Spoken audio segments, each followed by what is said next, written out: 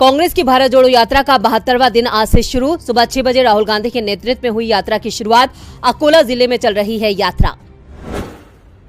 Mission Gujarat पर BJP आज party के लिए प्रचार करेंगे। एमपी के सीएम शिवराज सिंह चौहान भावनगर और गांधीधाम में करेंगे प्रचार। पश्चिम में आज से शुरू होगा विधानसभा का शीतकालीन सत्र। 30 नवंबर तक कई बिल होंगे पास। विपक्ष ने की सरकार को घेरने की तैयारी। आज होगी पंजाब में मान सरकार की कैबिनेट बैठक। लॉ एंड ऑर्डर को लेकर अहम फैसले ले सकती है सरकार। कई और मुद्दों पर होगी चर्चा। विदेश दौरे पर जाएंगे यूपी के सीएम योगी। दुबई और संयुक्त अरब में अबू धाबी का करेंगे दौरा। कई कैबिनेट मंत्री भी होंगे योगी के साथ। आज श्री हरिकोटा से लॉन्च होगा भारत का पहला private rocket Vikram S. Vikram Sarabhai के नाम पर रखा गया है रॉकेट का नाम। पात्रा चौल मामले में घिरे संजय राउत। शिवसेना सांसद को ईडी का समन। आज पूछताछ के लिए बुलाया। एल्गार परिषद माओवादी संपर्क मामले में गौतम नवलखा की याचिका पर सुनवाई आज। एनआईए की याचिका पर भी सुनवाई करेगा सुप्रीम कोर्ट। पाकिस्तान की पहली ऑस्कर एंट्री जॉयलैंड से हटा बैन। आज रिलीज हो सकती है फिल्म से हटाए गए कई सीन्स। आज से शुरू होगा घमासान। 13 दिन में 6 बार भिड़ेगी भारत और न्यूजीलैंड। दौरे पर टीम इंडिया के सीनियर खिलाड़ी रहेंगे गैर मौजूद।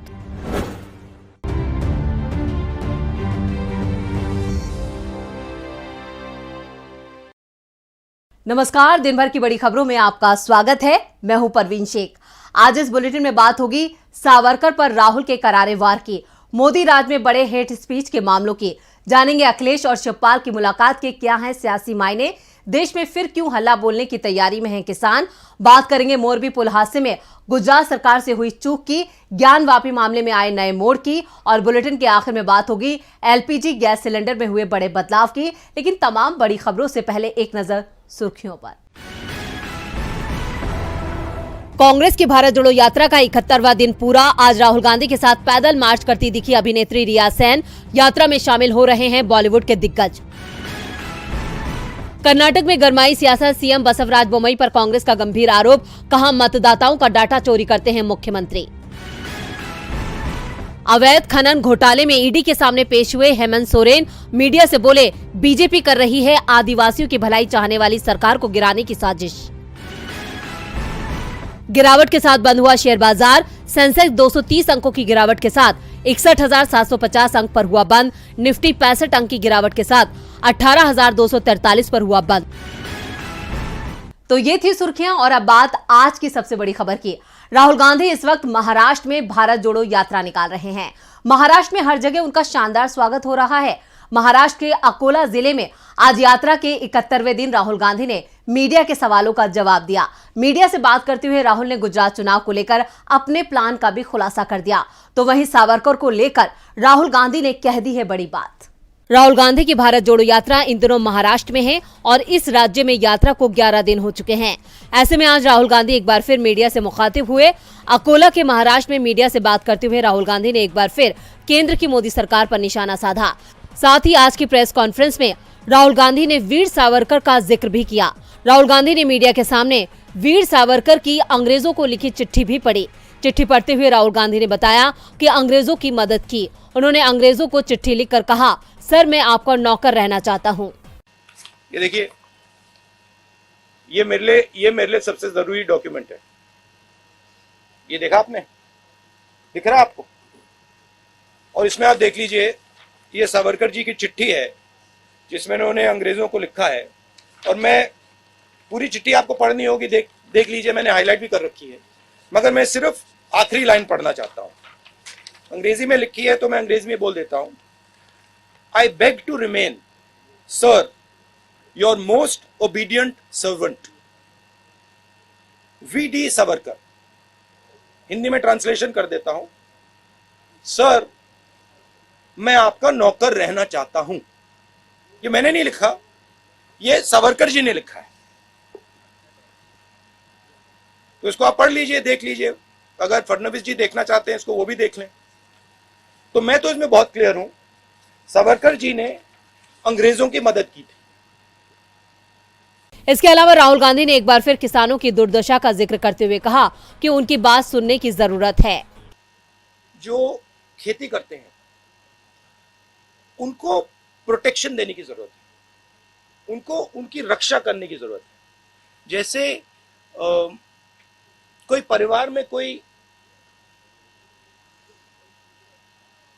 जो ब्रेड अर्नर होता है वो जरूरी होता है, उसकी प्रोटेक्शन करने की जरूरत होती है, वैसे ही हमारा जो किसान है वो देश को भोजन देता है। आजकल हमारी मेंटालिटी, सरकार की मेंटालिटी कि भाई हाँ देखो ये खेती कर रहा है उसको छोड़ दो, करने दो, सही रेट मिले ना मिले छोड़ दो, कर्ज माफी की जरूरत है नहीं छोड़ो, ये एटीट्यूड बदलना पड़ेगा। इतना ही नहीं, राहुल ने एक बार फिर केंद्र सरकार को आड़े हाथों लेते हुए उनकी खराब नीतियों का जिक्र किया। उन्होंने बेरोजगारी, महंगाई जैसे तमाम मुद्दों का जिक्र करते हुए कहा कि देश समस्याओं से जूझ रहा है। ये समस्याएं बीजेपी सरकार की विफल नीतियों का नतीजा है। ये यात्रा हर समस्या को प्रमुखता से उठाने का मंच है। हम इन मुद्दों पर युवा, महिला, किसान, मजदूर और आम जन के साथ हैं। साथ ही राहुल गांधी ने कहा कि ये भारत जोड़ो यात्रा नफरत, डर के खिलाफ निकाली जा रही है। वीर सावरकर कितने वीर। दरअसल राहुल गांधी के नेतृत्व में चल रही भारत जोड़ो यात्रा देश में बने नफरत के माहौल को मिटाने के लिए हो रही है। देश में नफरत का माहौल बना है, इसका खुलासा केंद्र सरकार की रिपोर्ट में भी हो रहा है, जिसे लेकर आज सुप्रीम कोर्ट ने दिल्ली, यूपी और उत्तराखंड सरकार को भी फटकार लगाई है। तो क्या कहा है सुप्रीम कोर्ट ने, देखते हैं इस रिपोर्ट में। राहुल गांधी पिछले 2 महीने से देश में पैदल मार्च कर रहे हैं। राहुल गांधी की भारत जोड़ो यात्रा देश में फैली नफरत को खत्म करने के लिए निकाली जा रही है।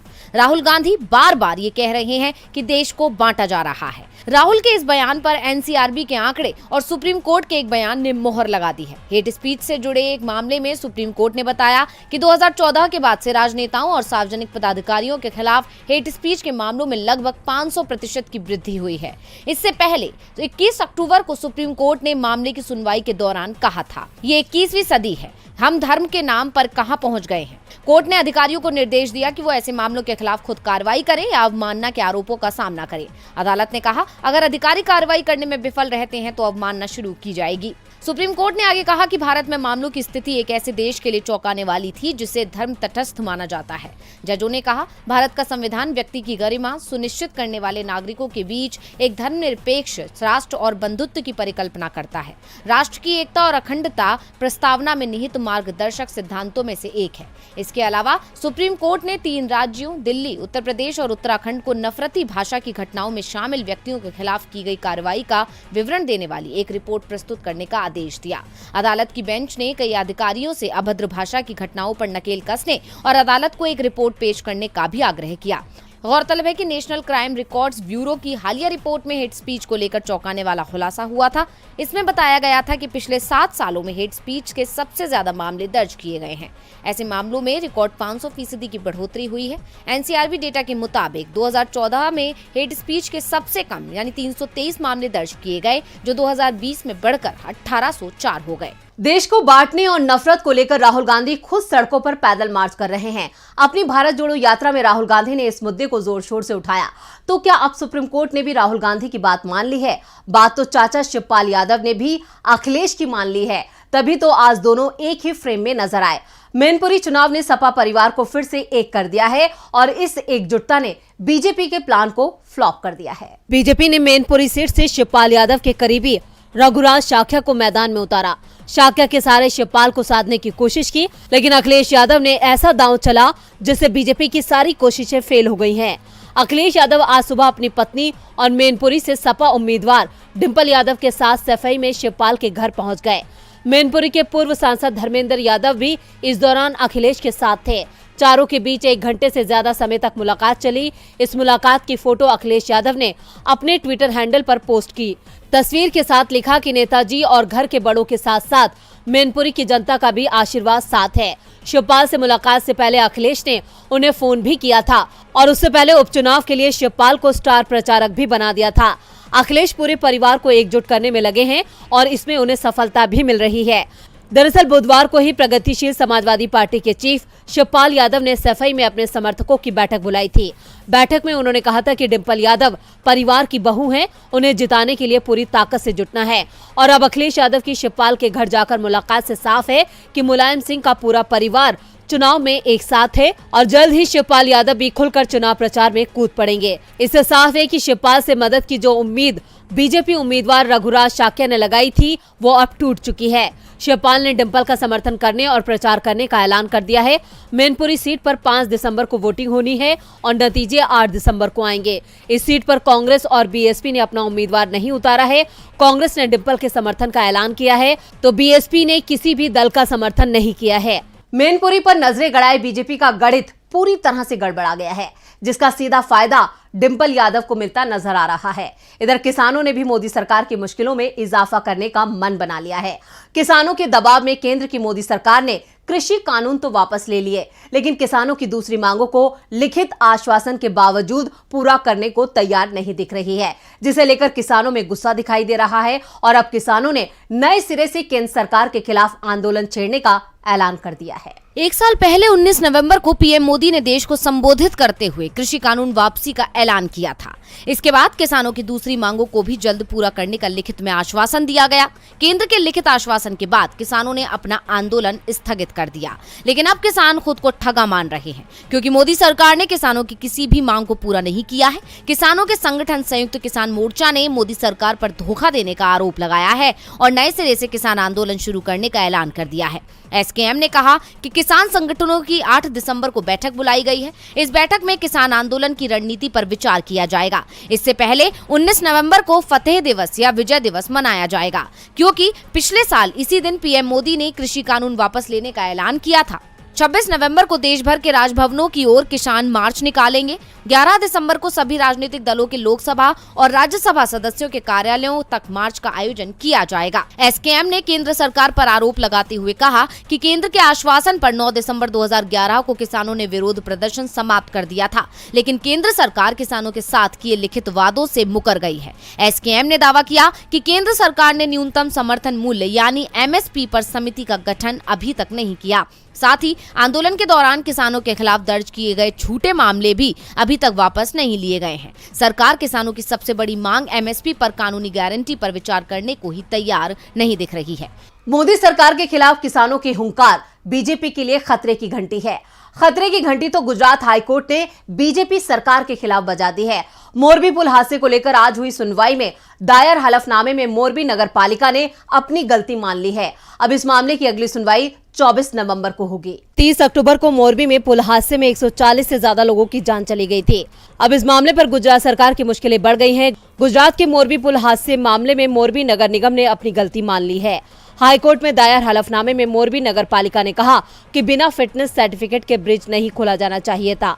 आपको बता दें कि 30 अक्टूबर को हुए हादसे में 140 से ज्यादा लोगों की जान चली गई थी। मरने वालों में 50 से ज्यादा बच्चे शामिल थे।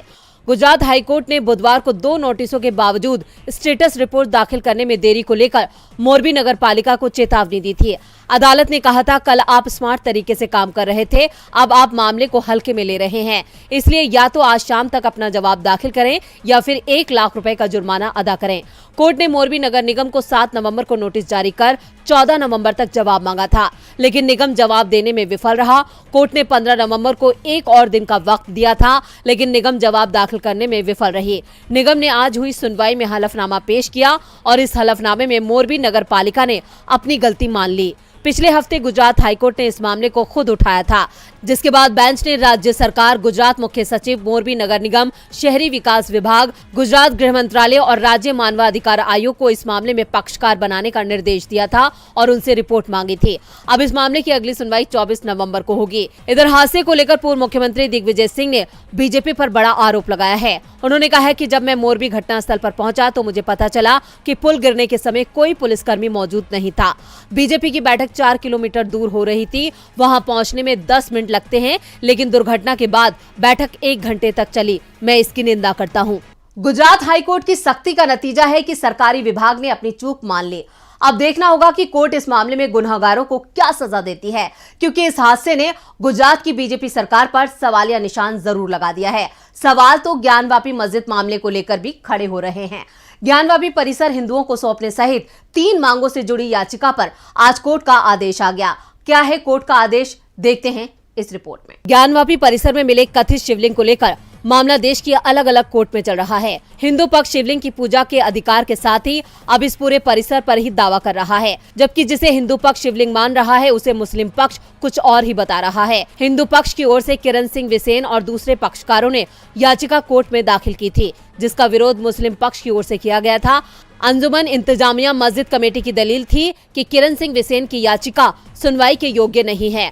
दरअसल बिसेन ने अपनी याचिका में अदालत से मांग की थी कि ज्ञानवापी परिसर में मुस्लिम पक्ष का प्रवेश प्रतिबंधित किया जाए। इसके साथ ही जिस परिसर में शिवलिंग मिला है उसे हिंदू पक्ष को सौंपा जाए। परिसर में मिले ज्योतिर्लिंग की नियमित पूजा पाठ करने का अधिकार दिया जाए, लेकिन मुस्लिम पक्ष इसका विरोध कर रहा था।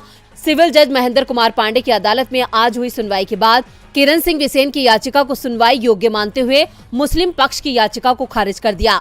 यानी अब ज्ञानवापी परिसर में मिले शिवलिंग विवाद पर वाराणसी की जिला अदालत सुनवाई करेगी। विश्व वैदिक सनातन संघ के एडवोकेट अनुपम द्विवेदी ने बताया कि अदालत में सुनवाई की अगली डेट 2 दिसंबर तय की गई है और इसी दिन सुनवाई के दूसरे मुद्दे भी तय हो जाएंगे। इस बीच सुप्रीम कोर्ट ने भी प्लेसेस ऑफ वर्शिप एक्ट यानी पूजा स्थल विधेयक को लेकर सरकार से हलफनामा मांगा है।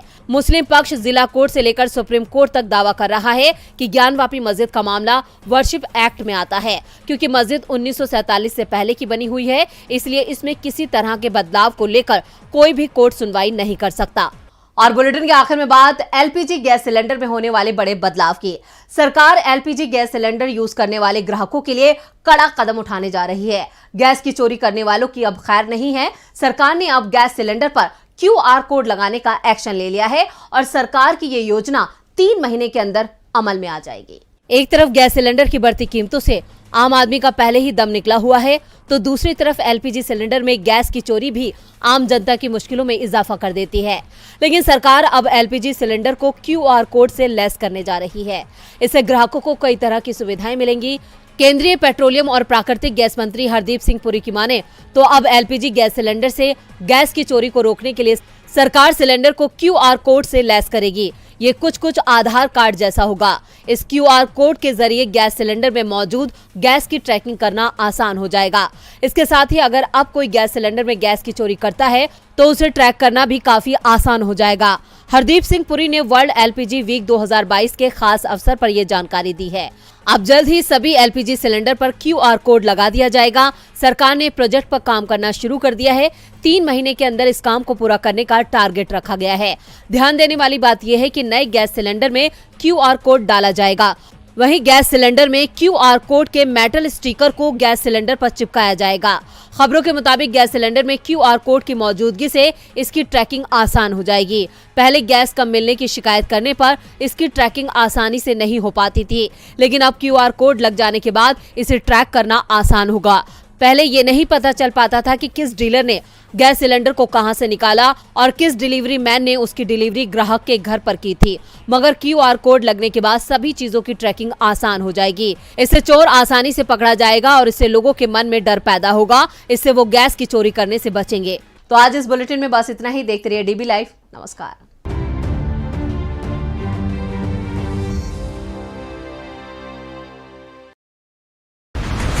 बिछ गई सियासी विसार, खेला जा रहा है सियासी खेल, जारी है वार पलटवार। शह और मात के खेल में बनाई जा रही है रणनीति। कौन पड़ेगा किस पर भारी, ये कभी भी सिर्फ हस्तक्षेप.com पर अमलेंदु उपाध्याय के साथ